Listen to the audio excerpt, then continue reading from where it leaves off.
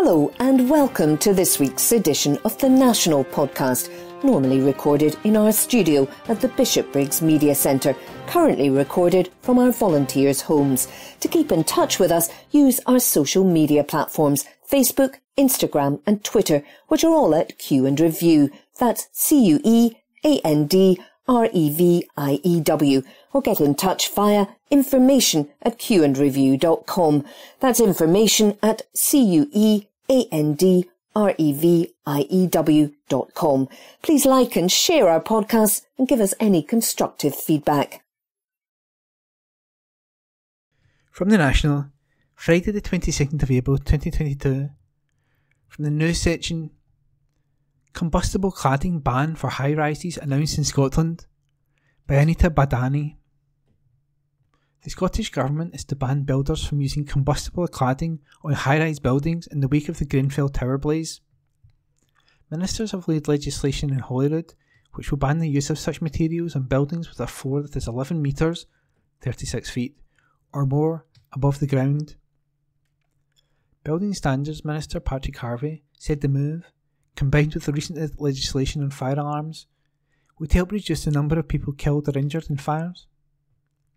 The new legislation will cover flats and other domestic properties, hospitals, care home buildings, entertainment and leisure venues, and buildings which are used as a place of assembly. The changes come in the wake of the Grenfell Tower blaze in London in 2017, in which more than 70 people died after fire spread rapidly due to the cladding that had been installed outside of the high-rise flats. Since 2005, cladding used in high-rise blocks in Scotland had to feature non-combustible materials or pass a large-scale fire test. But the new building standards legislation removes the option of a fire test, completely prohibiting such materials in buildings with floors above 11 metres. In addition to this, the highest risk metal composite cladding material will be banned from any new building of any height, with replacement cladding being required to meet the new standards. Harvey said, "This is the third set of changes made to the fire safety standards for cladding in Scotland since the tragic Grenfell Tower fire, requiring any cladding on domestic or other high-risk buildings above 11 metres to be strictly non-combustible." Taken together with our new firearms regulations, covering all homes in Scotland regardless of ownership, this is yet another step on the Scottish Government's mission to minimise the risk of death and injuries from fire. The legislation will also make improvements to energy performance standards, aiming to make buildings easier to heat while ensuring they are well ventilated and comfortable to live in. Harvey said, "The energy improvements will deliver another important step towards improved energy and emission performance of our buildings, and we'll be going further into this in 2024, with regulations requiring new buildings to use zero emissions heating systems." And that piece was by Anita Badani. From the National, Friday the 22nd of April 2022, from the news section, former child migrant lifts leg on UK's biggest sex abuse scandal, by Nicole Baddeley. British child migrants who were physically and sexually abused as children at a notorious orphanage farm in rural Australia have had their long fight for justice immortalised in a new book. Reckoning, by David Hill, a former child migrant himself, who went on to become the Australian Broadcasting Corporation's chairman, is the follow-up work to The Forgotten Children, which was published 15 years ago. While the earlier book was an oral history of dozens of first-hand accounts of the children who were sent to Fairbridge Farm School in Wollong, the latest work details how it sent shockwaves to the British and Australian governments. The child migration scheme between 1912 and 1980 saw about 130,000 children from largely impoverished backgrounds sent from the UK to Australia, Canada, New Zealand and Zimbabwe, then Rhodesia. Initially, all children were sent on their own, but this changed in 1957 when the one-parent scheme was introduced, which allowed those with parents to have one of them also go to Australia to set up a home and find work. Once the children were legally allowed to leave school, the child and parent could be reunited. The farm school, to which Mr Hill and around 1,000 other orphans of the Empire were sent, had been blacklisted by the Home Office in 1956, but would continue to operate for the next 2 decades. The Australian Government, the New South Wales, NSW government, and the British government are all guilty of lying denying and covering up, and they all got caught, Mr Hill told PE News Agency. Now all of those governments and the Fairbridge institutions in the UK and New South Wales, they've all acknowledged it did happen. They've apologised to the victims, and they'll all get agreed to paid financial compensation. In his 2007 book, which was followed by a nationally broadcast documentary in Australia, would prompt more former residents to come forward with revelations of mistreatment, rape and molestation at the farm school. By the time most of its 200-odd survivors reached a record payout of 24 million Australian dollars, £13.6 million, from the NSW government in 2015, more than 60% claimed to have been abused.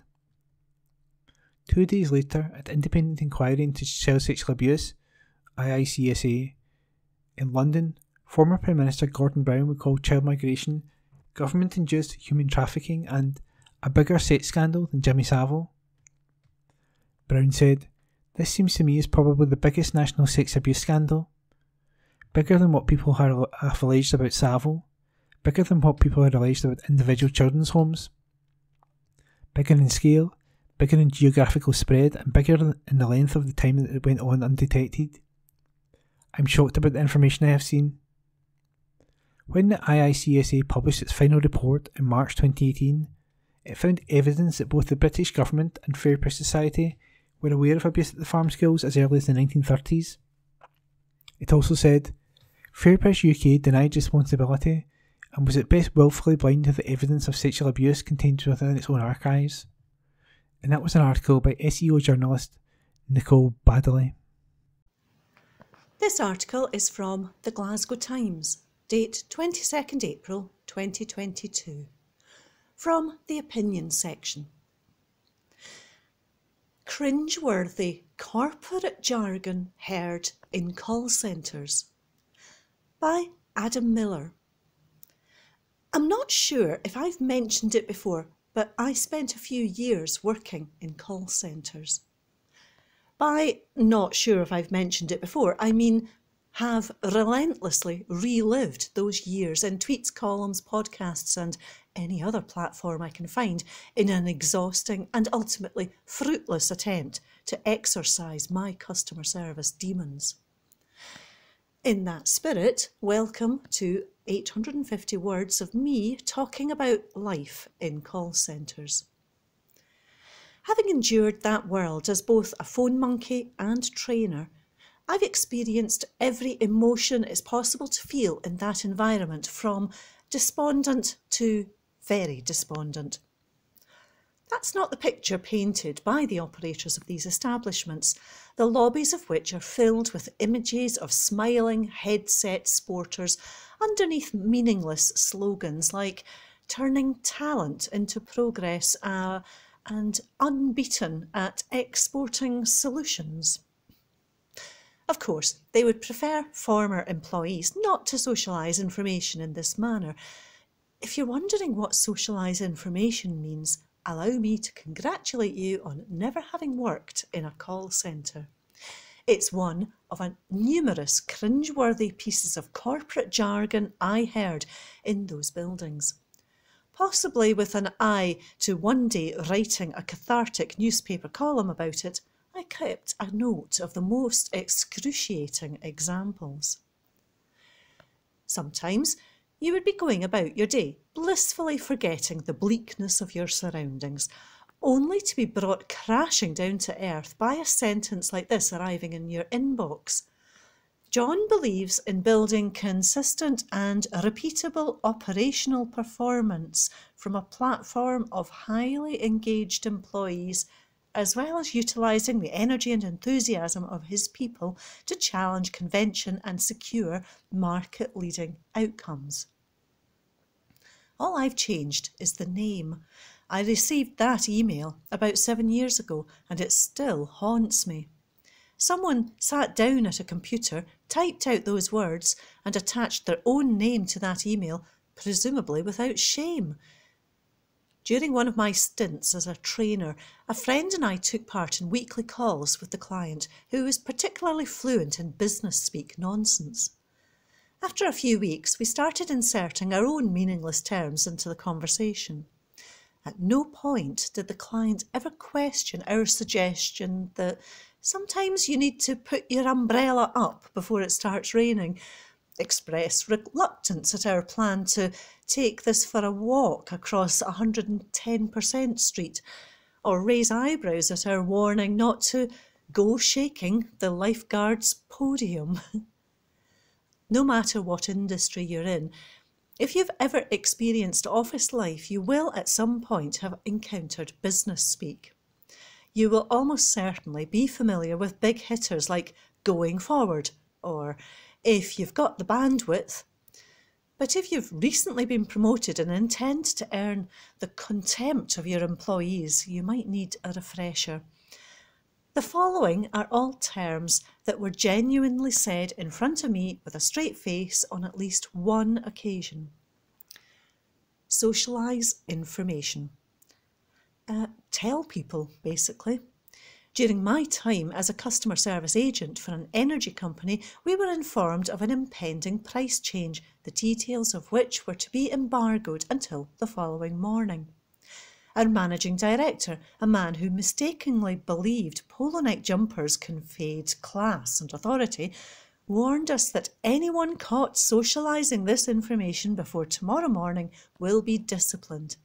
He meant, don't tell anyone, but that would be too much like plain English for the man with a comfy neck. Only one person was disciplined for breaching that embargo. Given the fact that he made a paper aeroplane out of the internal memo, threw it out of the window, only to see it land on the managing director's shiny head, he couldn't really have had too many complaints. Cascade. Who's got the time to say, tell the people below you?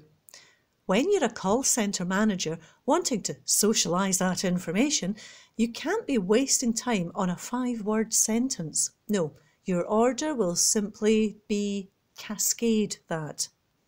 As well as being socialised or cascaded, information can be relayed through tying in or dialoguing, as long as it's confined to a 4-wall convo. Lift the bonnet, in which we take a deep dive and to discover whether we have secured enough quick wins to ensure adequate buy-in. One day, the people who perpetrated these attacks upon the English language will be held accountable for their crimes. Live the values. Call centres are big on living the values. In theory, this means delivering a professional, efficient service for customer and client alike. In practice, this means being told to smile more while being paid £8.50 an hour to receive abuse through a headset while having your toilet breaks monitored. Action. A classic of the genre. Cult filmmaker John Waters once said, if you go home with someone and they don't have books, don't F them. While I admire Walter's sentiment, I would amend his rule to, if you go home with somebody and they use action as a verb, if you're in a call centre and you're using any of these terms unironically, please action, socialising your resignation, by close of play preferably. That article was by Adam Miller. This article is from The National, date 25th April 2022, from the news section. Mary's Meals. Scott's Gran praised for raising £80,000 for charity. By Jane MacLeod. A grandmother has raised more than £80,000 for charity by baking and selling a mountain of delicious treats. Over the last 9 years, Bernadette Barr, 65, has baked more than 5,600 portions of cake from her kitchen in Port Glasgow for Mary's Meals. She sells these goodies at afternoon teas held in aid of the charity, events which have become a sensation in her local area. Mary's Meals serves nutritious school meals in 20 of the world's poorest countries, many of which are impacted by conflict and natural disasters. The charity, which was founded in a shed in Argyll, recently announced that it is now feeding nearly 2.3 million children every school day. Bernadette started baking for Mary's Meals after taking her mum, Rachel Stewart, to an event held by Mary's Meals. Determined to carry on her mum's good work, Bernadette decided to start baking, with all the profits going to Mary's Meals. She's been holding her afternoon tea events since 2015, raising more than £80,000. Bernadette said, "I am proud to be continuing my mum's desire to help hungry children around the world, as well as just about anyone who came into our family home. The money raised will be used to serve meals to 307 children at Tombe Primary School in Liberia that Bernadette sponsors on her mother's memory." Emma Hutton, head of grassroots engagement at Mary's Meals, said Bernadette was their star baker. She said Bernadette is an incredible woman and a wonderful example of the kindness we see from Mary's Meals supporters across the UK. We are so grateful for all these little acts of love. That article was by Jane MacLeod.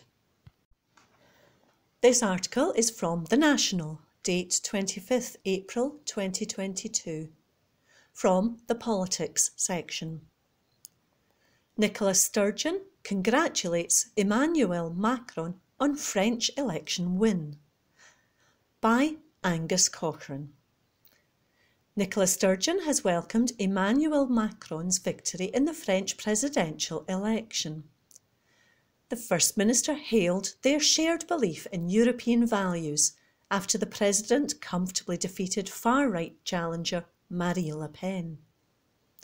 A message posted on Sturgeon's official Twitter account reads, "I am delighted that the governments of Scotland and France will continue to work together in close collaboration on the mutual issues faced by our two countries, such as climate change, biodiversity and our European values." She joined leaders across the world in congratulating Macron, with many breathing a sigh of relief that his populist rival was defeated. "Democracy wins, Europe wins," said Spanish Prime Minister Pedro Sanchez. "Together we will make France and Europe advance," tweeted European Commission President Ursula von der Leyen. Italian Premier Mario Draghi hailed Macron's victory as splendid news for all of Europe and a boost to the EU being a protagonist in the greatest challenges of our times, starting with the war in Ukraine. Boris Johnson, whose government has clashed with Macron's over immigration and fishing rights in recent years, also congratulated the French leader. "France is one of our closest and most important allies," he tweeted. "I look forward to continuing to work together on the issues which matter most to our two countries and to the world." US President Joe Biden added, "France is our oldest ally and a key partner in addressing global challenges. I look forward to our continued close cooperation, including on supporting Ukraine, defending democracy and countering climate change." Macron won with a 58.5% of the vote to Ms Le Pen's 41.5%, significantly closer than when they first faced off in 2017. He is the first French president in 20 years to win re-election since incumbent Jacques Chirac trounced Le Pen's father in 2002. Le Pen called her results a shining victory, saying that in this defeat I can't help but feel a form of hope. Breaking through the threshold of 40% of the vote is unprecedented for the French far right. Le Pen was beaten 66% to 34% by Macron in 2017, and her father got less than 20% against Mr. Chirac. She and left-wing leader Jean-Luc Mélenchon, one of the 10 candidates eliminated in the first round on April 10th, both quickly pitched forward on Sunday night to France's legislative election in June, urging voters to give them a parliamentary majority to hamstring Macron. That article was by Angus Cochrane. From the National, Tuesday the 26th of April 2022, from the news section, complaint over Ruth Davidson on BBC remains in limbo after a year. This article is an exclusive by Greg Russell. A year to the day since he first complained to the broadcasting watchdog about a BBC Radio 4 interview with former Scottish Tory leader Baroness Ruth Davidson, a reader of The National is still awaiting an answer from Ofcom. And, in a letter to them on the anniversary yesterday, complete with a transcript of the 12-minute programme segment, John Parker said the delayed response continued to be deeply tedious and frustrating. He took exception to the World at One broadcast last February 24th, when Davidson was interviewed at length on the anticipated appearance of former First Minister Alex Salmond at the committee investigating the Scottish Government's handling of harassment allegations against him, of which he was subsequently cleared. Although Salmond's appearance was postponed, the lengthy programme segment continued, with contributions from the then BBC Scotland editor Sarah Smith and political correspondent Nick Eardley, preceding Davidson's appearance. She told the programme there were questions about whether Scotland's democratic institutions were corrupt, a claim that was made over 5 minutes and went unchallenged. Parker, who is English but a long-term resident of Wales, told Ofcom he had looked at their website every fortnight since he first complained. Apart from one brief glimmer on 11th October 2021, when it was reported that an investigation had been launched, there has been nothing. It has been, and continues to be, deeply tedious and frustrating for me, he said. I can't know why it is taking so long to process my complaint, but whatever the reason, it's hard to believe it's because the issue is awfully complex. Some 5 minutes was given over to Ruth Davidson making unsubstantiated insinuations of corruption in the SNP government. Davidson told the programme, "This has now got to the structure of democracy in Scotland, and whether our institutions are robust or whether they have been corrupted. We have real question marks now over the Scottish Government. We have real question marks over officialdom in Scotland. That's the civil servants. We have real question marks about the Crown in Scotland, which is supposedly independent prosecution service in Scotland. So this is absolutely striking at the heart of how Scotland is governed." Parker said Smith then appeared discussing Salmond's complaints and cover-up allegations. Despite the BBC complaints, people telling me she was brought on so that she could put Ruth Davidson's interview in the correct context and give more information regarding the SNP view on this, it is plain that throughout her segment there was no attempt whatsoever to address the SNP government's perspective. And, in fact, no attempt anywhere at all in the whole 12 minutes. I attached my transcript of the segment and will send you an MP3. She said the report went out weeks before the Scottish parliamentary elections, while the BBC guidelines stated special considerations apply during the campaign periods for elections and referendums, as well as the run-up to campaign periods in some cases, involving greater sensitivity with regard to due impartiality in all output genres. Bearing in mind that the uncontested insinuations included allegations of institutional corruption and misleading Parliament, a resigning offence, how much is there really to consider? BBC complaints go through the broadcaster's own processes, and Parker was rejected at every level. However, it appears that only now has Ofcom taken it to their specialist team. A spokesperson told us, "Thanks for this. I have shared it with our standards team. The investigation is ongoing." And that article was an exclusive by Greg Russell. From the National, Tuesday the 26th of April 2022. From the news section, life in Scotland getting worse for LGBT young people, report says, by Sean Bell. The number of LGBT young people who consider Scotland a good place to live has undergone a dramatic decrease over the past 5 years, according to a major new report.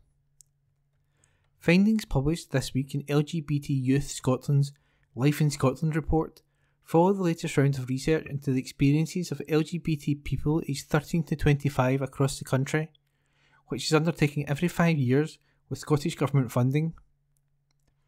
The new research found that only 64% of participants regard Scotland as a good place to live, compared to 81% 5 years ago. Asked if they would describe their local area as a good place for LGBT young people to live, only 39% says yes. However, the findings also revealed a clear difference in the responses given by participants in rural, suburban and urban areas, with 62% from those from urban areas answering in the affirmative, but just 36% of suburban participants and 28% from rural areas. While a majority of participants defined homophobia and biphobia as a bit of a problem in Scotland, 69% said they consider transphobia a big problem, whether in their local area or across the whole country, the highest level yet recorded. One participant said, "I see it everywhere, whether it be passing comments, social media, newspapers, it's out there. It crushes your confidence and self-esteem. It manipulates you into hating your very essence and existence as you feel lesser and feel like you're a detriment to society." While the report acknowledges it was not possible to estimate the average waiting time faced by young people in Scotland for a gender identity clinic (GIC) appointment, it did note that participants felt strongly that long waiting lists for this service caused considerable distress. Dr Marie Crawford, Chief Executive of LGBT Youth Scotland, commented, "Sadly, overall, things are getting worse for LGBT young people in Scotland across most areas. It is important that young people feel valued and listened to, and are supported to be the best and honest self. Doing so allows them to thrive and survive. However, for too many LGBT young people, they experience high levels of bullying, poorer mental health, and other inequalities. This research shows that we can take action in our everyday lives to listen to and empower young people.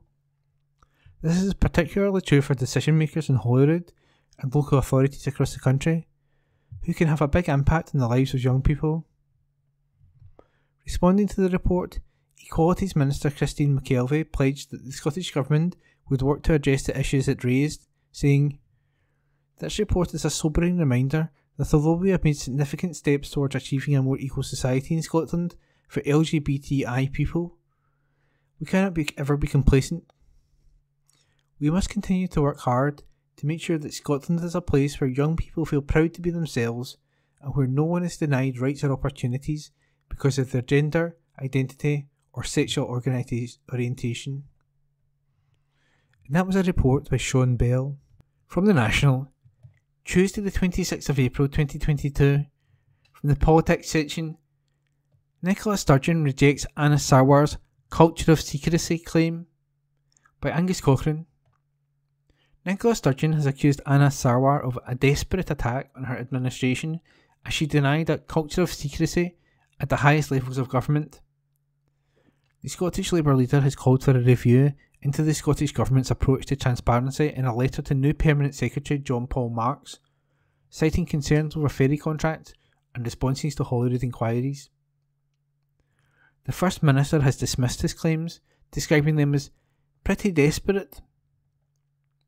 Giving his reasons for making the request, Sarwar said documents relating to the contract for the 2 overdue ferries at Ferguson Marine were missing. Last week, the First Minister stated it was regrettable that a key decision around the awarding of the contract was not recorded properly. Sarwar also claimed the government was guilty of obfuscation to Holyrood inquiries.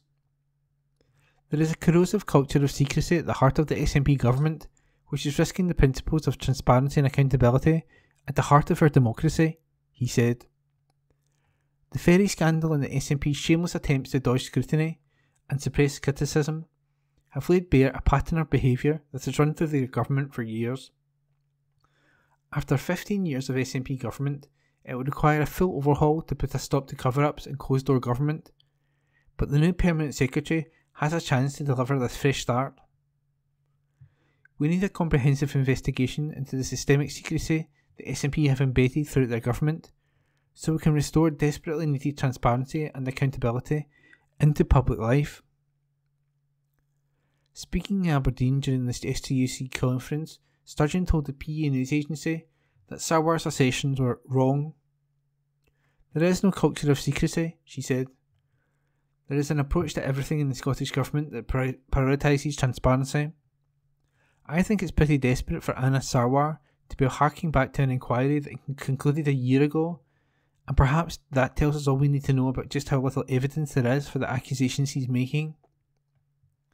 New Permanent Secretary Marks began his role as the Scottish Government's Permanent Secretary at the start of the year, replacing Leslie Evans.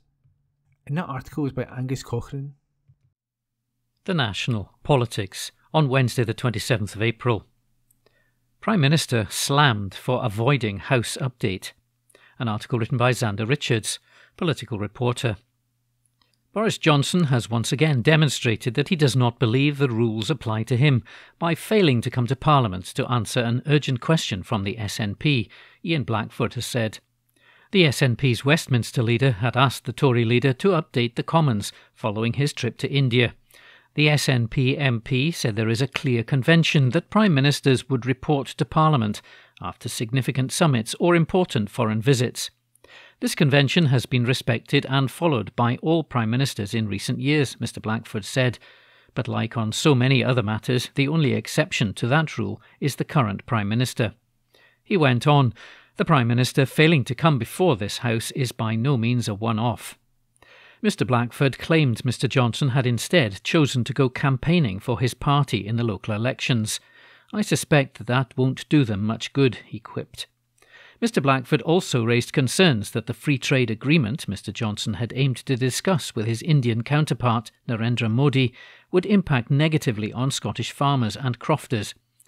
Answering in Mr Johnson's place was Tory MP Vicky Ford. Ms Ford said Mr Johnson and Mr Modi had agreed to conclude the majority of talks on a comprehensive and balanced free trade agreement by the end of October this year. She further claimed the agreement would be of particular benefit to Scottish people, as it would likely see the export tariff on Scotch whisky, which currently stands at 150%, slashed.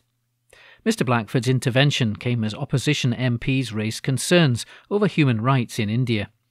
Labour MP Zara Sultana criticised Mr Johnson for visiting a JCB factory the day after reports its vehicles were used to destroy and demolish Muslim homes and businesses in Delhi.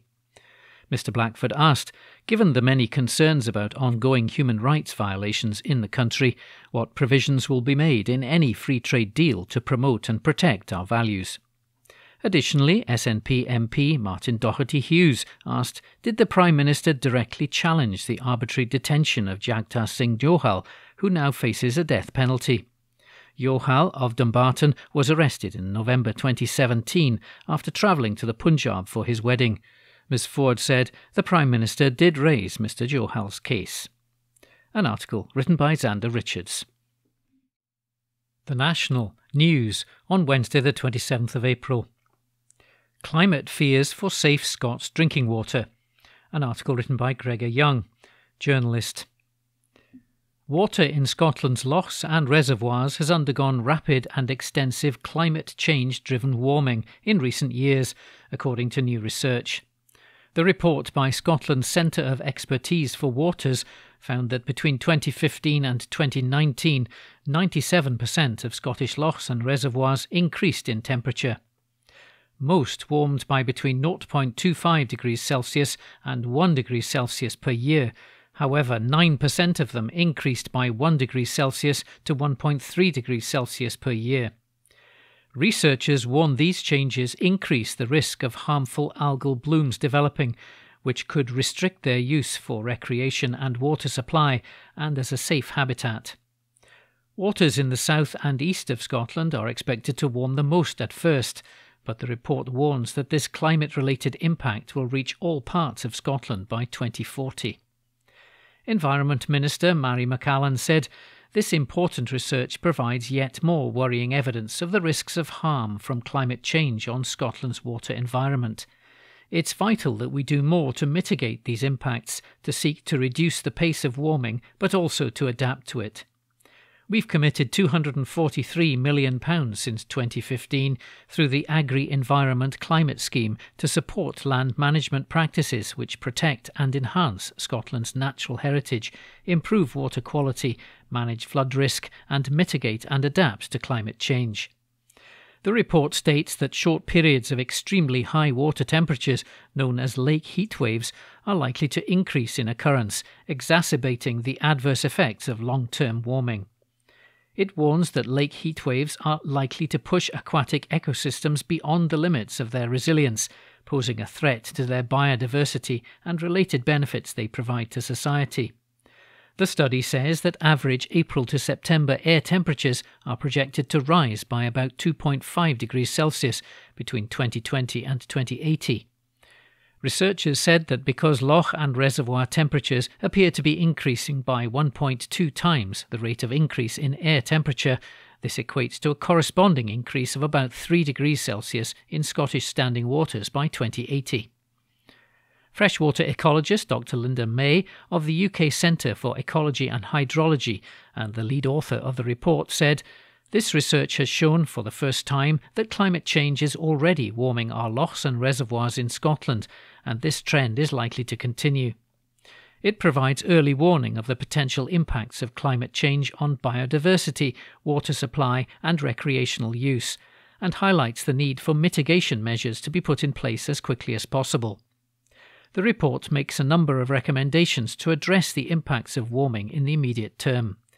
These include reducing the amount of phosphorus and nitrogen entering lochs and reservoirs from their catchments, because these are the main driver of algal blooms. Actions such as the creation of buffer strips and constructed wetlands are already underway in many catchments across Scotland, aimed at reducing nutrient inputs. An article written by Gregor Young. The National Politics on Wednesday the 27th of April. Daily Mail editor rejects Speaker's call over Angela Rayner story. An article written by Angus Cochran, multimedia journalist. A newspaper editor who published a widely condemned article about Deputy Labour leader Angela Rayner has refused to meet with Common Speaker over the report. Mail on Sunday chief David Dillon rejected a request from Sir Lindsay Hoyle after he told MPs on Monday he'd arranged a meeting following an outcry over claims Ms Rayner crossed and uncrossed her legs during Prime Minister's questions to distract Boris Johnson. The report likened her actions to those of Sharon Stone in Basic Instinct. In his response to the Speaker, published in the Daily Mail, Mr Dillon said he would not be attending, as journalists should not take instruction from officials of the House of Commons, however august they may be. In his letter he wrote, "The Mail on Sunday deplores sexism and misogyny in all its forms. However, journalists must be free to report what they're told by MPs about conversations which take place in the House of Commons, however unpalatable some may find them." He said while the Mail on Sunday had the greatest possible respect both for your office and for Parliament, which along with a free press are the foundation stones of British democracy, the invitation would be declined.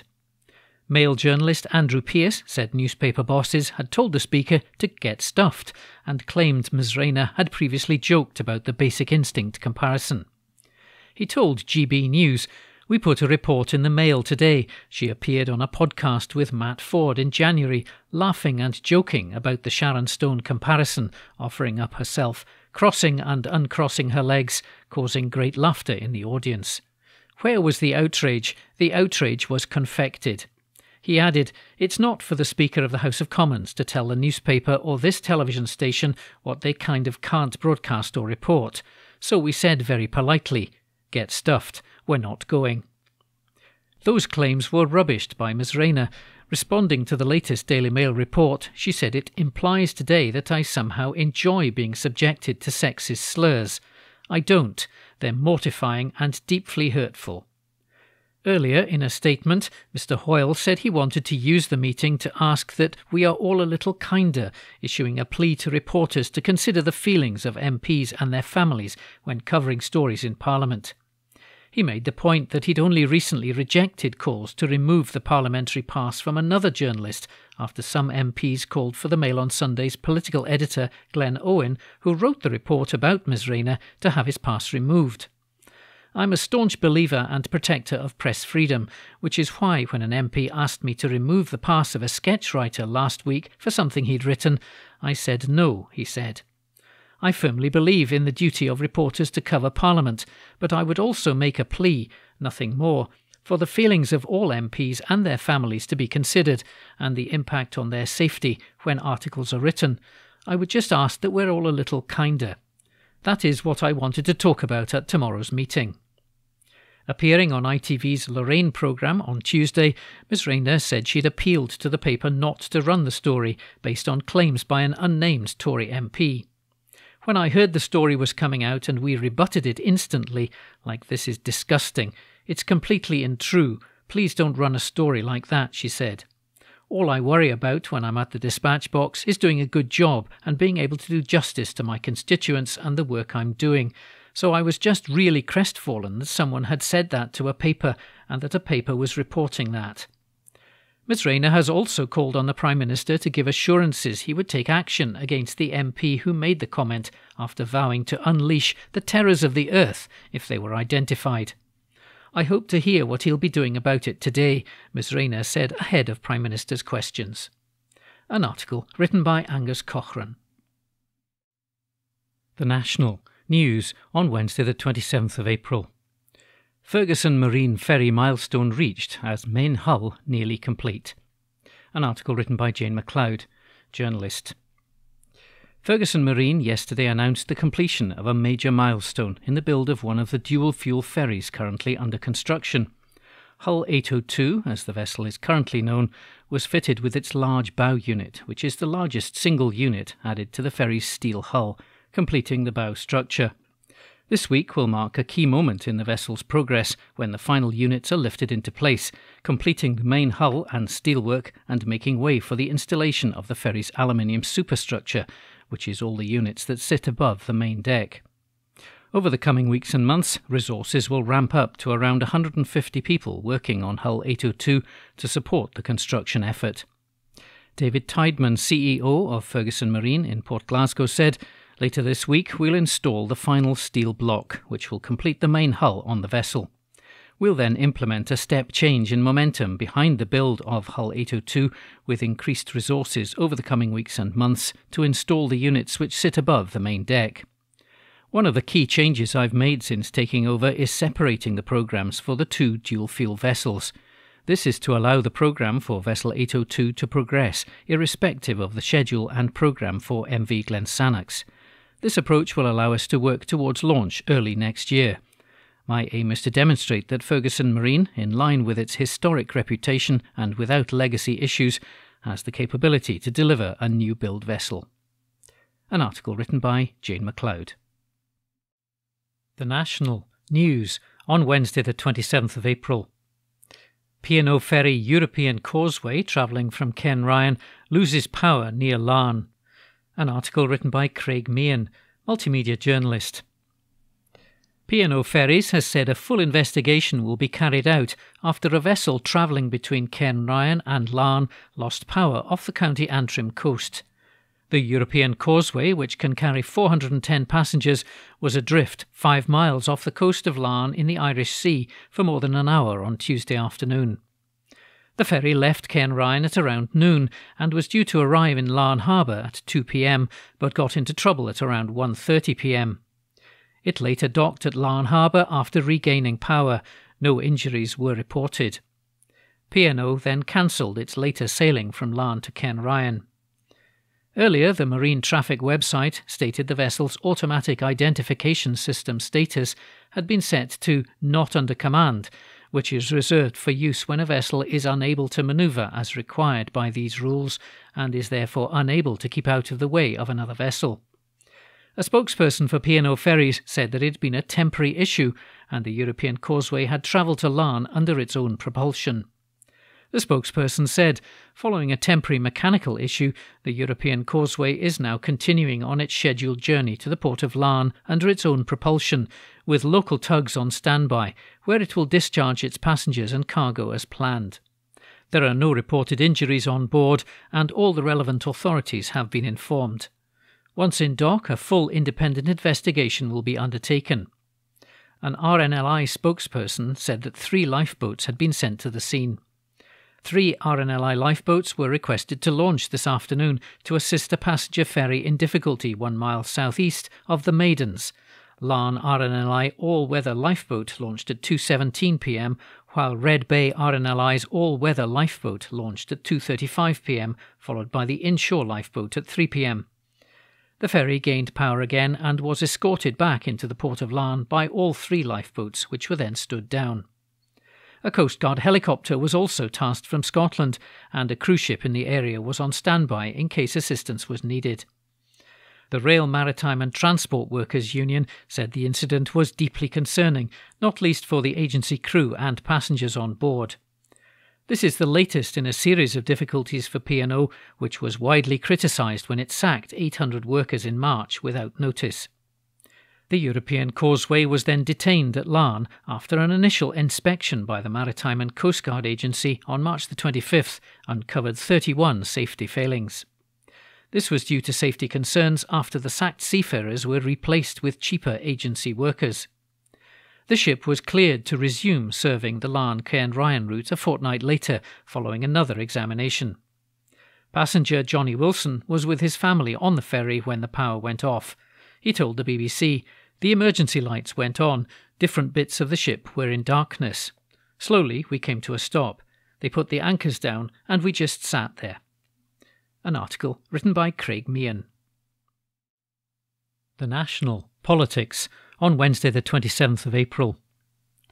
SNP slam Tories as millions go hungry in cost of living crisis. An article written by Jane MacLeod, journalist. The SNP has slammed the UK government for driving millions of families into absolute poverty, as new figures show more than 2 million people across the UK sought food bank parcels last year, with 200,000 provided across Scotland alone. Figures released by the Trussell Trust show that more than 2.1 million parcels were distributed to people over the last 12 months in the UK, with its Scottish network providing more than 197,000 food parcels to people across Scotland from April 1st, 2021 to March 21st, 2022. More than 70,000 parcels were provided for Scots children in the same period, with the charity warning demand is set to soar. It also warns the figures do not yet reflect the impact of the energy price cap, which rose this month. The charity said it's witnessing signs of an accelerating crisis across Scotland, following the £20 a week cut to universal credit and the soaring rise in living costs. SNP Work and Pension spokesperson Kirsty Blackman MP commented, "The UK government should hang their head in shame. Cruel and callous cuts are driving millions of families into absolute poverty, as demonstrated by these figures." After decades of Tory austerity, callous cuts, stagnated wages and railroading through a botched Brexit deal, this crisis has been long in the making. The Scottish Government has created an ambitious strategy to tackle child poverty. However, Westminster seems determined to drag more children and families into hardship. The SNP has more than doubled the Scottish child payment and uprated a range of Holyrood-administered benefits by 6%, while the UK government slash universal credit and hike taxes on the lowest earners. The only way to keep Scotland safe from more cruel Tory cuts and to make food banks a thing of the past is to become an independent country with the full powers needed to build a fairer and more prosperous future. Polly Jones, head of Scotland at the Trussell Trust, said, "We should all be free from hunger. No one should be pushed deeper into poverty without enough money for the things we all need. And yet, people are telling us they're skipping meals to feed their children and turning off the heating so that they can afford internet access for their children to do their homework." She added, "But there's still time for governments at every level to do the right thing. That's why we're urging the UK government to make benefits realistic for the times we face, and calling on the Scottish government to use its powers to do all it can to support people on the lowest incomes. Social Justice Secretary Shona Robeson said the Scottish Government has taken significant action to support people, adding, "We will also continue to promote a cash-first approach so that people can access food and other essentials with dignity and choice." She said that while there's been a second year-on-year reduction in food parcels in Scotland, there's more to do to ensure that no one has to go hungry or rely on charity to eat, and added, "The UK government must show the same level of ambition and take urgent action." An article written by Jane MacLeod.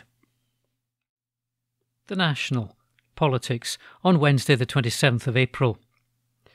UK-US trade deal not dead, officials say, after further talks held in Aberdeen. An article written by Ninian Wilson. The prospect of a UK-US free trade deal is not dead, officials from the two countries said as they concluded another round of talks aimed at bolstering transatlantic investment.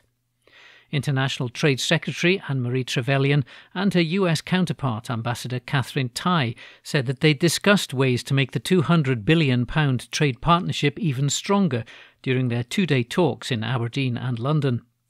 It comes as progress has stalled on a post-Brexit trade agreement, with the government switching its focus to making arrangements with individual US states in a bid to assist UK businesses. Asked if an overarching deal is dead, Ms Tai told reporters at the Department for International Trade in Whitehall on Tuesday, "Well, that's awfully dramatic. I think that what you see is the same spirit of partnership that we think should be in the US-UK relationship. We've spent a lot of time investing in this relationship, building it up over the course of the last year. This partnership is strong. You see it in so many different ways, not just in trade, but also on the foreign policy and security side." She highlighted the resolution of the Airbus-Boeing dispute and the partial lifting of tariffs on British steel and aluminium imposed by former US President Donald Trump in recent months. US President Joe Biden has previously expressed concern over the Northern Ireland Protocol, which is aimed at avoiding a hard border with Ireland, but has created a series of economic barriers on Irish sea trade.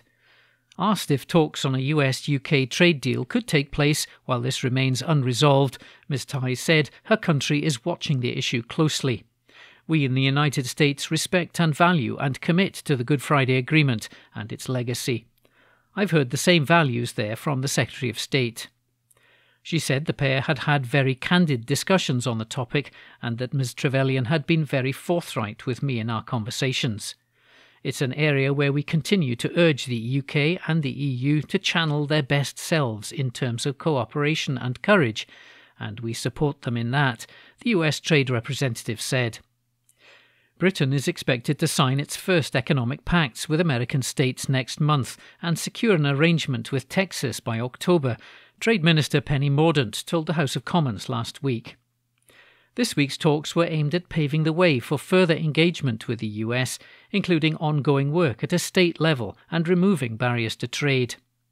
Ms Trevelyan said the talks had involved a really great series of propositions and asks and philosophical discussions about what sort of concrete action we should all be taking to make that UK-US relationship even stronger.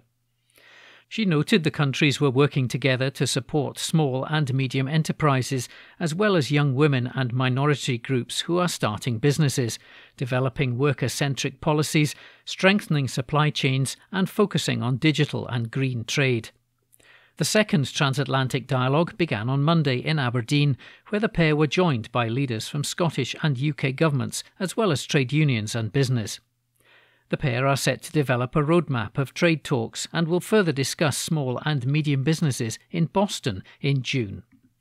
An article written by Ninian Wilson. The National News on Wednesday the 27th of April. Aberdeen City Council branded a laughingstock as Union Terrace Gardens project delayed. An article written by Hamish Morrison, political reporter. The launch of a landmark project has turned into an embarrassing blunder for a Better Together council after its soft opening was delayed while the area remained a mudbath. The Union Terrace Gardens were due to be partially revealed to the public yesterday morning after 3 years of major redevelopment work, but was called off at the last minute by the Tory and Labour-controlled Aberdeen City Council.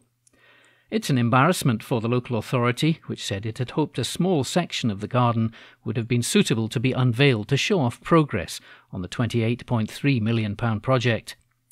The area remains under construction and pictures taken at the scene show machines still working on the building site. Kevin Stewart, the SNP MSP for Aberdeen Central, slammed the shambolic attempts to reopen the park. He told The National, "I'm surprised it's taken until this late in the day for the administration to listen to sense and postpone this ridiculous early opening. It would have suited nobody to open the gardens to the public at a time when they're a mud bath, and it would have done untold damage to the reputation of the council and this city. I'm worried that the postponement was only announced on the day of the planned opening, though. I fear we may yet see another shambolic attempt to open Union Terrace Gardens before the elections." He added, "The Tory-led administration have some cheek to blame this on supply chain issues, though, given it was their government that imposed Brexit on us and caused these." Council officials and the construction company involved have blamed supply chain issues. Guy Ingerson, a Greens candidate in the city, said the debacle would erode trust in the council because people could see with their own eyes it wasn't going to be ready. He added, "It's an active building site. There's barely a tree on site now, and it's essentially a mud pile." The Aberdeen Labour-Tory administration should be embarrassed. It was clearly an election ploy, and it's turned into not only a PR disaster for them, but a PR disaster for the city. It makes the city look really bad. Aberdeen City Council Chief Executive Angela Scott said, "The decision not to proceed with today's soft opening followed advice from our construction partner, Balfour Beatty. The council is naturally disappointed that the event can't go ahead, but we look forward to the full opening in due course." A Balfour Beatty spokesperson said, "External factors such as COVID-19 and more recently material supply issues continue to disrupt construction projects across the UK. As we move towards the anticipated completion of Union Terrace Gardens this summer, we continue to work with our supply chain to minimise these effects." An article written by Hamish Morrison. Recorded from The National on the 27th of April 2022, from the Culture section. Lives of the Outsiders never felt as poetic as Scotland's Belle and Sebastian make a return, by Simon Coates. It's 7 years since Belle and Sebastian's last studio album, Girls in Peacetime Want to Dance, and while there have been some bandside projects and almost immeasurable changes in the world in between, Belle and Sebastian still remain faithful to their original palette, the one that has served them well since their debut set 1996 Tiger Milk. This is a band whose music has always worked as a support system for those who dreaded school sports day and kept well-thumbed poetry volumes on their nightstand, and they continue to put an arm around the self-proclaimed outsiders whose daydreams are peppered with soft-focus ideals and wishes for a kinder world. In the liner notes for a bit of previous, Belle and Sebastian vocalist and songwriter Stuart Murdoch explains that the title is a recognition that we could have been here before and that we should treat people that we don't know with care and respect, because who knows, we might have already met them in some earlier incarnation. We've probably all got a bit of previous. The Belle and Sebastian care package has always included the will to embrace and overcome awkwardness, and a bit of previous comes ready mixed with assuring and mollifying reflections. Belle and Sebastian's world is one where, oh the thought, letters are handwritten and treasured, conversations take place face-to-face in parks at twilight, and there isn't a Zoom meeting invite in sight. This isn't a skewing of modernity, though, it's a celebration of human communications. A swirling folky violin reels around opening track Young and Stupid, as Murdoch croons of the advantages of being youthful, unhindered by the nagging realities of grown-up life. Do It For Your Own Country is a sedate, acoustic, guitar-led story of hope, encouragement, and overcoming self-doubt, and Prophets Untold celebrates the art of the simple phone call to a friend to help them work things out. Co-vocalist Sarah Martin takes the lead on Reclaim the Night. As sparkly keys and a stuttering drum machine underpin a simple plea for women's safety. Reclaim the night, don't lose another, she sings, and cross the street. Hear someone close behind you. Turn day to night, stay under cover. There are tootling horns and hand claps on If they're shooting at you, as Murdoch sings of keeping your chin up. If they're shooting at you, he points out, you must be doing something right. In terms of pace, a bit of previous switches between country waltz, Deathbed of My Dreams, lounge jazz, Come On Home, and tumbling, synth-led disco. Talk to Me, Talk to Me. A World Without You, with its suggestion of leaving all your troubles behind you and running towards the sunset, is how Beach House might sound if they were from Lanarkshire, not Maryland. An unnecessary drama comes on like a stone-cold indie disco classic, all flailing arms, floppy hair, and switching satchels. A hand in glove with added soaring harmonica. In 2020, Belle and Sebastian were all set to fly to Los Angeles to record the follow-up to Girls in Peacetime Want to Dance. Tracks had been written and the band was raring to go. We all know what happened next. However, instead of simply postponing the project, the band decided to stop and take stock and to embrace their home city of Glasgow. They cobbled together a studio, new songs emerged. This was the first time Belle and Sebastian had recorded an entire album in Glasgow since 1999's Fold Your Hands Child, You Walk Like a Peasant. A bit of previous is the result. Warm and hopeful, this is the sound of friends back together. Belle and Sebastian's A Bit of Previous is released on May 6th on CD and LP on the Matador Records label. That article was by Simon Coates. Recorded from the National on the 27th of April 2022, from the Culture section. King of Scots Fiddler's Rich Musical Legacy Remembered at Edinburgh Tradfest, by Nan Sport.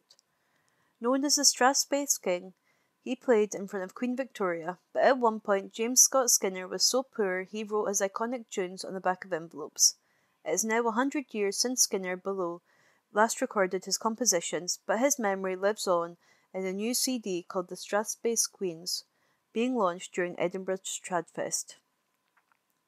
The tribute to Skinner, who became one of Scotland's most influential fiddlers, is from talented young Scots Alice Allen and Patsy Reed, the youngest ever winner of the prestigious Glenfiddich Fiddle Championship. Allen from Banchory is a cellist, as was Skinner when he first started out, even though he later made his name as a fiddle player. In the 18th and 19th centuries, the cello was central to dance music, but from the 20th century onwards, it had disappeared from traditional music in Scotland. Only in the past 3 decades has it been revived by the likes of Natalie Haas and other North American trailblazers. Skinner began his playing career accompanying tunes on the cello for dances, playing repetitive bass lines for hours on end at the young age of 8, and wearily trudging across the Aberdeenshire countryside lugging his cello in tow. Born in Banchory in 1843, he was the youngest of 6 children. His father, William, made a living as a dance teacher, but died when Skinner was just 2 years old. It was his brother Alexander who taught him cello and violin, and Skinner was soon good enough to start playing at local dances. His talent was eventually spotted by a Manchester-based touring orchestra, who recruited him, and he performed with the group for 6 years, including in a command performance before Queen Victoria at Buckingham Palace when he was 15. During this period, he learned to play classical tunes and took a year's dancing tuition so he could become a dance master like his father.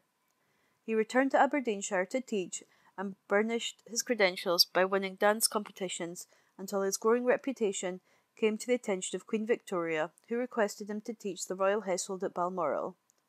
He continued to compose tunes, publishing his first collection in 1868. 3 more collections were published in the 1880s before he toured the US with renowned dancer and piper Willie McLennan. Returning to Scotland in the early 1890s, he gave up dancing and concentrated on the fiddle, writing some of his best work during that period. His first cylinder recordings were made in 1899, and in 1903 he wrote Hector the Hero, which became one of his best-known tunes. It was a lament for his friend, Scottish Major General Hector MacDonald, who killed himself following allegations of homosexuality. Despite the popularity of Skinner's tunes, he had so little money at the time that he could not afford to publish any more, so he wrote them on scraps of paper for friends who played them to try to create a market. By 1922, enough money had been found to record a collection of tunes called The Strathspey King, and 2 years before his death in 1927, he was still the top billing on 5 tours of the UK. However, an attempt to enter a reel and jig competition in the US in 1926 apparently ended in disaster when Skinner had musical differences with the pianist and walked off stage without finishing. He died on March 17th the following year without giving another public performance. He was buried in Aberdeen, where his gravestone was unveiled by Sir Harry Lauder. Reid and Allen hope their new CD, which will be launched at the Traverse Theatre on May 5th, will breathe new life into his tunes so that they last for another 100 years. Skinner sounded like such a character, self-proclaiming himself as the Strathspey King, said Reid, who had been playing his tunes since she started to play fiddle music at about the age of 10. Since embarking on this project with Alice, I've loved revisiting his recordings, and he really had style and great charisma in his playing, which I think is important to hear alongside the many publications of his tunes. Unfortunately, the nature of competition in writing music down means that things can become stale and samey, and to a certain extent there is lots of cloning going on, where people have aspired to sound a certain way. My realisation through listening to Skinner again is that he in fact played as an individual, and that is what should not be forgotten when we put these players and their music on a pedestal. The tradition must continue to evolve, and we are so lucky to have these old recordings to refer to, as well as the ability to record ourselves and add our snapshots to history. Edinburgh Tradfest runs from Friday to May 9th and is returning to live performance after the pandemic. EdinburghTradfest.com. That article was by Nan Sport. The National, April 28. Author has the perfect response for trolls attacking his Scots speech to the Scottish Parliament. Report by Jane MacLeod. Author and broadcaster Billy Kay has hit back at Unionist trolls who criticised him for delivering a speech in Scots to the Holyrood Parliament. On Tuesday afternoon, the Scots Language Campaigner presented the Time for Reflection address to MSPs. The segment, held every Tuesday afternoon at the start of House business, sees different speakers invited from outside the Parliament to address members briefly, normally on issues of faith. Kay was invited by SNP MSP Emma Harper to deliver the address, which was the first one ever presented in Scots in the history of devolution. The author of Scots, the Mither Tongue, took the opportunity to highlight the importance of the Scottish Parliament promoting the language and gave multiple examples of Scots words rarely heard in the chamber. Kay also called for further use of Scots in the curriculum, telling MSPs, "Bairns like the quaint wee lass in Primary 2 in Falkirk, who ran a louped into her teacher's arms, laughing and greeting with joy, when she first heard her mother tongue in class, or the swart learners in Dundee, dour teenage boys who gaed to the top o' the class for the first time, when the language they raised ilka day came into the school and books they then delivered. Ah, never look it back. Scottish wains transformed learning a Scottish lad." Kay's speech was welcomed by politicians and cultural figures. SNP culture spokesperson at Westminster, John Nicholson, said it was a fabulous address and added it proved why Scots should be made an official national language and taught more extensively.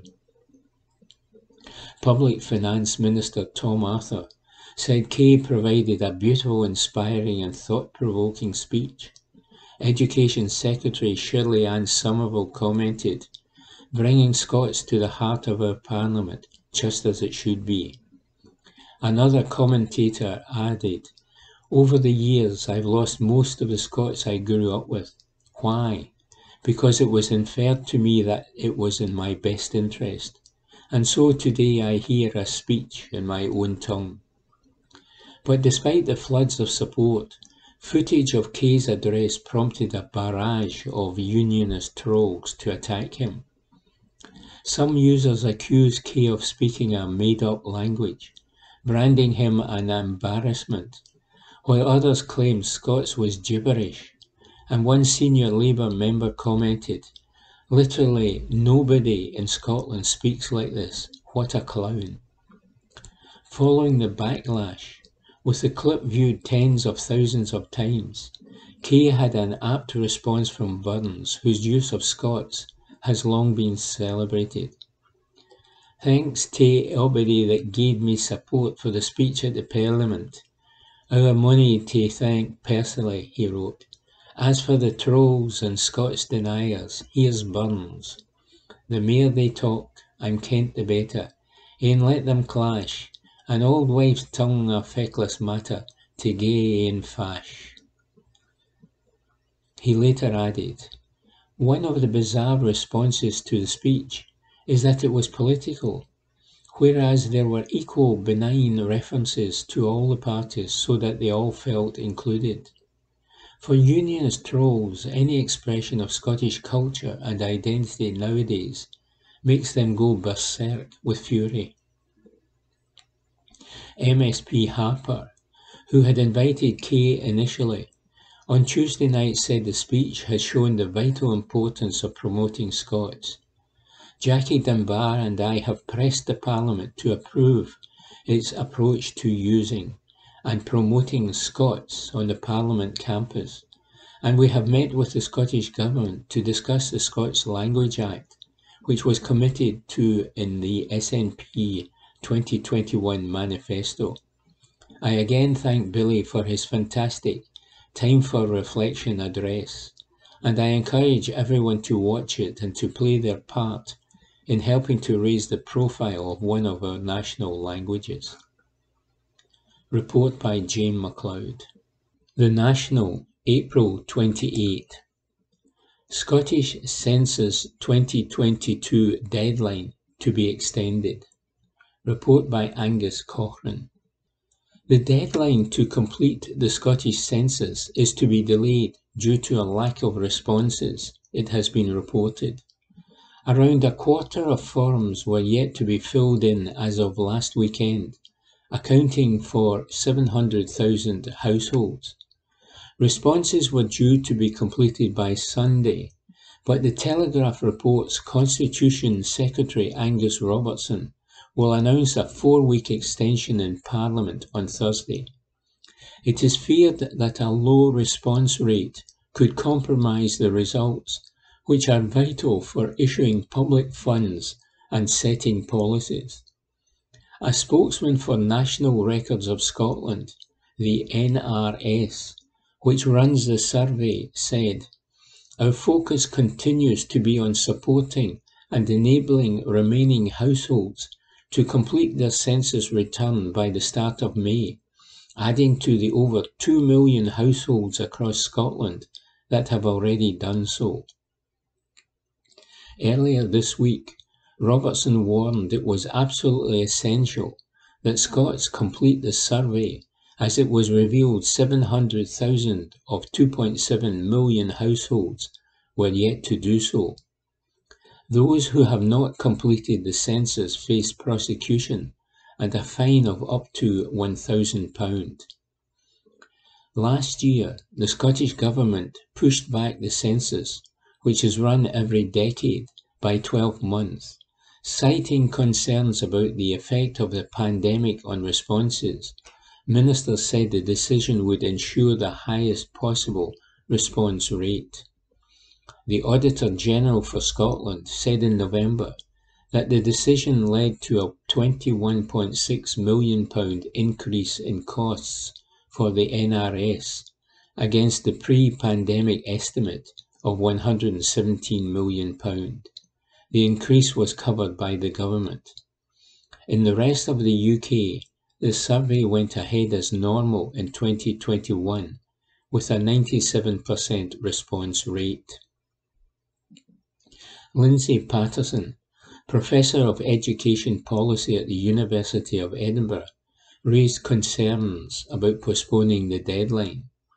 He told the Telegraph, "Extending the window for responding raises worrying questions about data quality. In normal social surveys, there are strict quality controls on the time given to respond.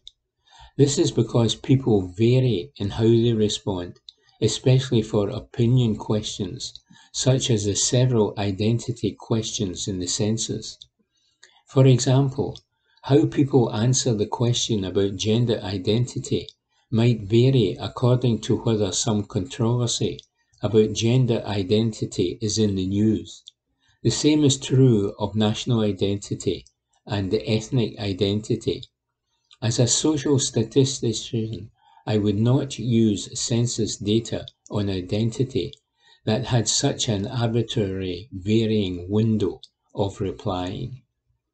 Report by Angus Cochrane. The National, April 28.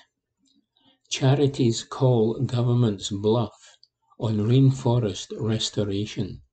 Report by Richard Baines. Environmentalists are demanding a £500 million commitment from the Scottish Government to make good its pledge to save the country's unique rainforest.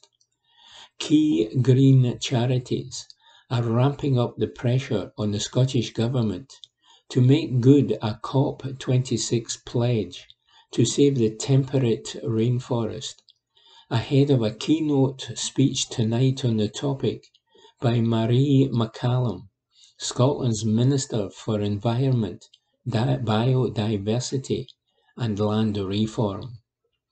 Woodland Trust Scotland, Plant Life Scotland and RSPB Scotland say a commitment now to the huge sum is needed to save the key habitat, home to a unique and globally important collection of lichens, liverworts, mosses and other wildlife.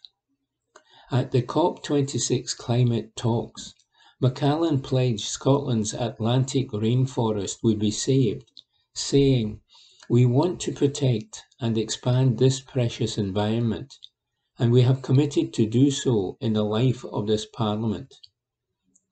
The Green Group's hope McCallan will announce substantial support tonight, but are concerned it might not be enough to do the job properly.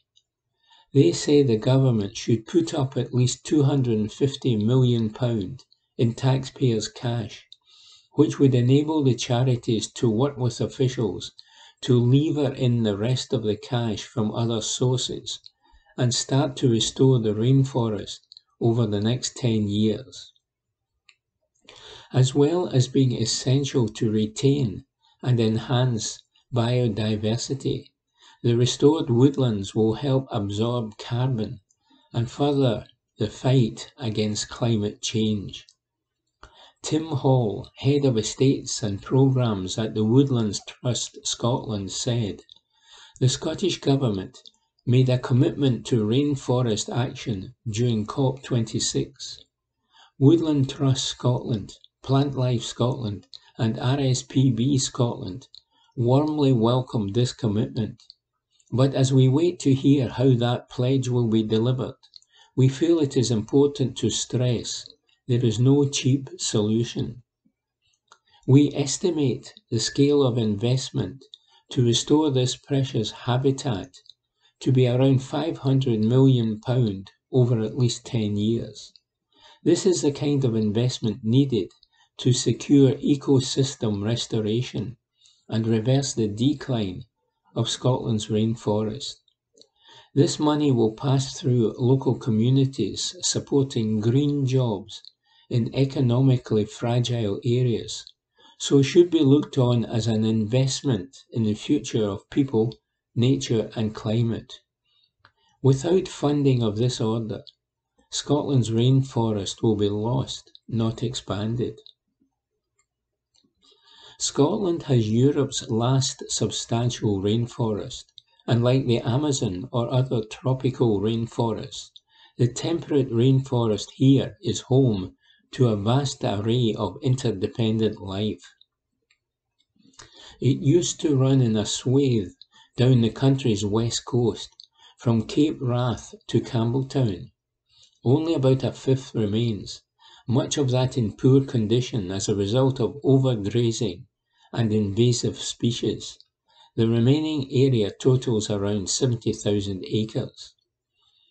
Of the £500 million price tag suggested, around half would be needed just to deal with invasive alien Rhododendron ponticum in the west, which is overwhelming large areas.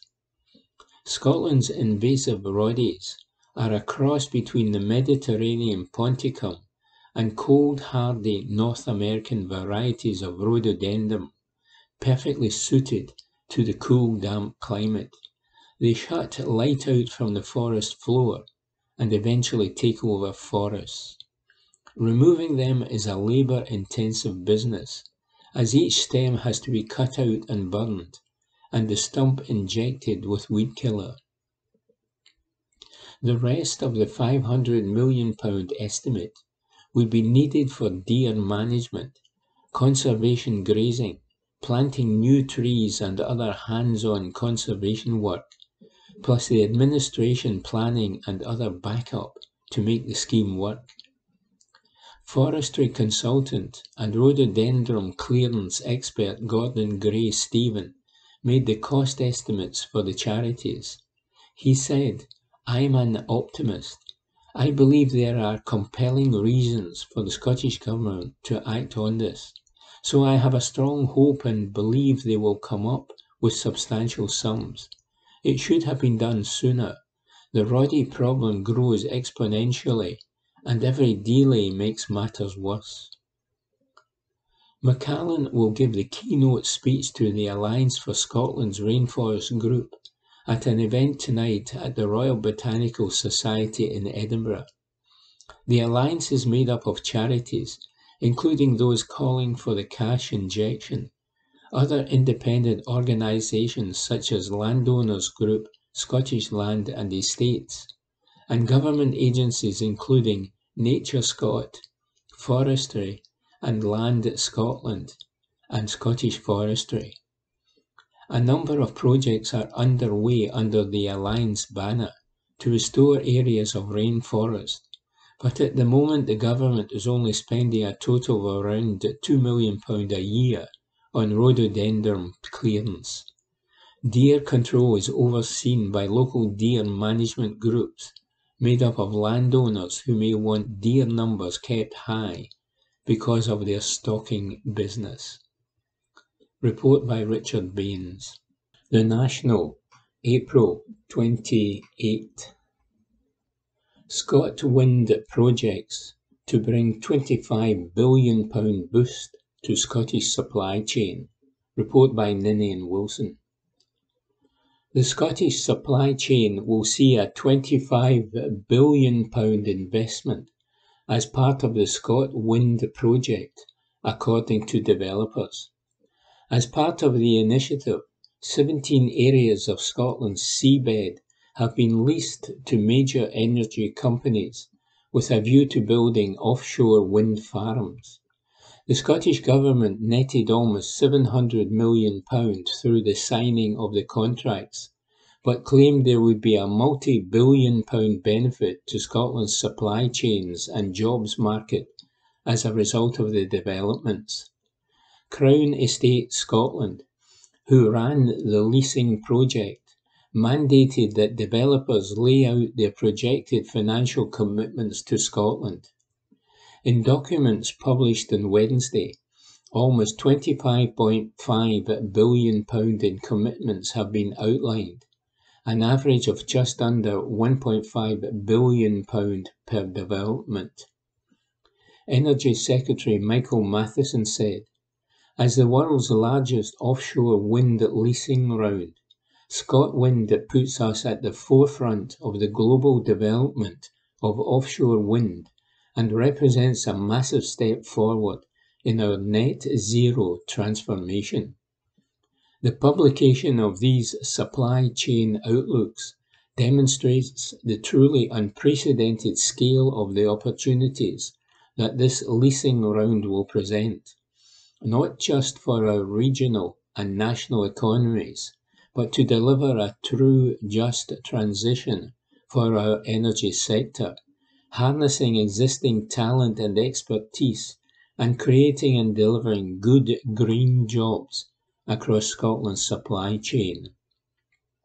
There will be some challenges to overcome as we embark on this exciting expansion in renewable energy, such as grid capacity and the unfair transmission charging. The Scottish Government does not have the power to resolve all these challenges, but we will continue to work with and, where appropriate, challenge the UK Government to address these barriers and ensure a just transition to net zero. Developers were also asked to outline their supply chain ambitions for Scotland, meaning the amount of money they hope to spend in the country to build, erect and maintain the wind farms. In total, the documents outlined up to £36.5 billion in ambitions from developers, some £2.1 billion on average for each of the 17 projects.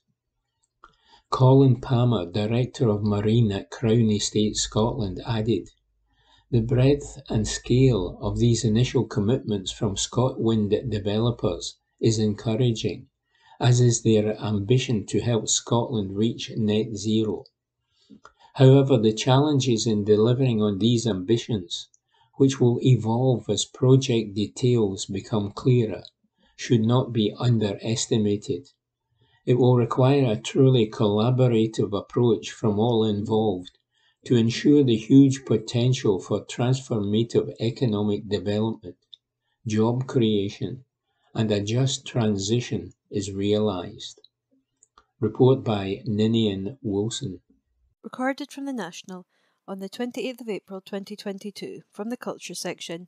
BBC EastEnders and Doctor Who star Anne Davis dies aged 87 as fans pay tribute by Kieran Doody.